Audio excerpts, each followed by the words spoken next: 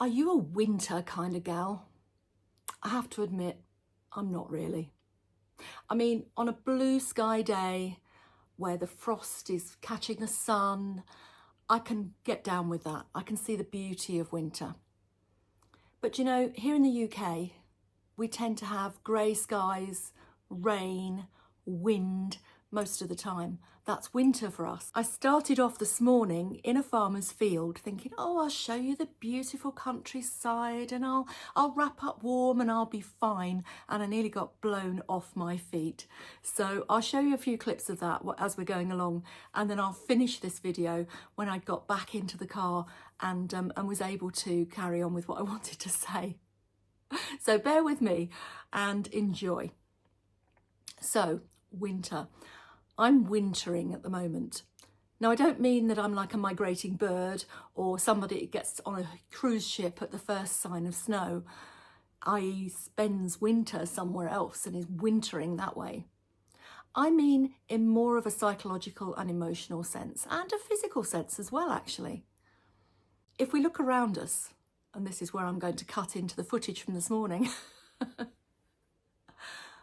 we can see that there are no leaves on the trees, there are no crops in the fields, there are very few birds singing. It's really quite bleak looking out there. In the UK, we've got hedgehogs and dormice hibernating.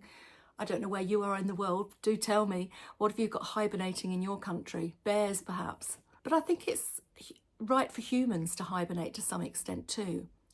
I certainly feel as if my energy goes down during winter months. And I just want to be cosy, not be too outward looking. If we lived in a Scandinavian country right in the north, we would probably be practicing hygge, where we stay indoors because we don't have any sunlight for several months in the year, or very, very short days.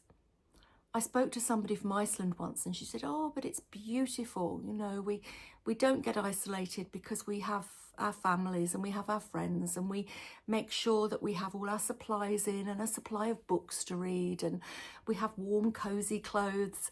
And that is our winter. It's a time for bedding in and being cozy. And I think that's lovely. The greyness in this country really makes me sad. And of course, some people actually do suffer from seasonal affective disorder, where they actually become depressed during the winter. And if you're interested in finding out more about SAD, SAD, then do go over to the blog. I'll put the link in the details because there's an excellent guest blog post over there by a friend of mine who suffers from SAD and giving some tips on how to deal with that. Do you feel the need to sleep more and to pull your energy inward during the winter months? I'd love to know. Do let me know in the comments and let's have a chat about that. It's interesting, isn't it? All of nature is dormant and we have to keep forging ahead. We have to keep going to work. We have to carry on with our lives. And we're not really honouring the cycles of life that would suit us as animals, as we are, to bed in during the winter months. Some of us have to just winter during the weekends. I have to remind myself that when I'm feeling, oh, I'm not being very productive, I'm sleeping too much, I'm being lazy, that's a societal thing imposed upon us most of the time, isn't it? Because actually, what is nature doing around us? There's so much going on under the surface, isn't there? There are the seeds in the fields that the farmer sowed during the autumn season, just germinating there in the dark.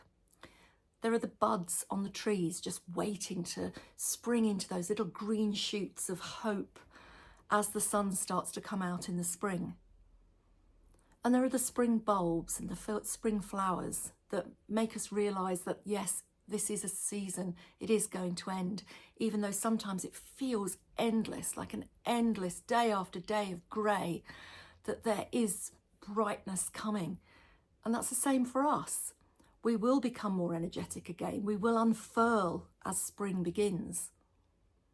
The concept of wintering isn't just about physical winter.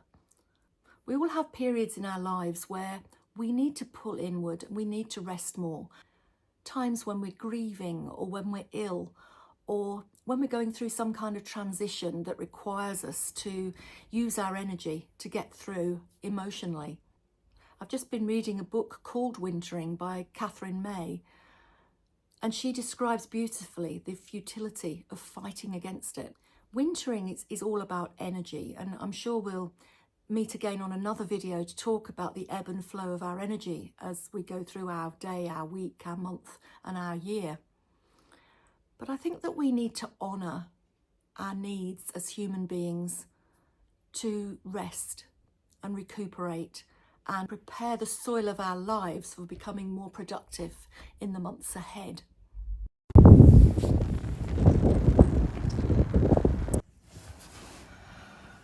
That's better. Oh my goodness, it's so windy out there and so cold.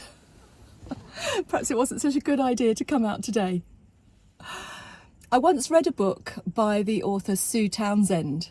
It was called The Woman Who Went to Bed for a Year. And it was about a woman whose children left home and she decided she'd had enough. She'd had enough of her philandering husband. She'd had enough of her life. And she just went to bed and stayed there for a year. And I remember at the time thinking, oh gosh, that sounds so nice. And of course, Sue Townsend, in her inimitable style, made it humorous and, a situation that none of us could really do. But I do remember thinking this has to be a popular book because I know so many women who would feel this way. So that's my message for today. If you need to pull your energy in and winter, have your own personal winter, that's okay. Just have faith that you're actually going to start to feel the energy rising again as the spring comes. Let me know, are you wintering? Are you pulling your energy in? What do you do to get through the darkest, coldest, windiest, greyest parts of the year? I'd love to know. Tell me in the comments. See you soon. Goodbye.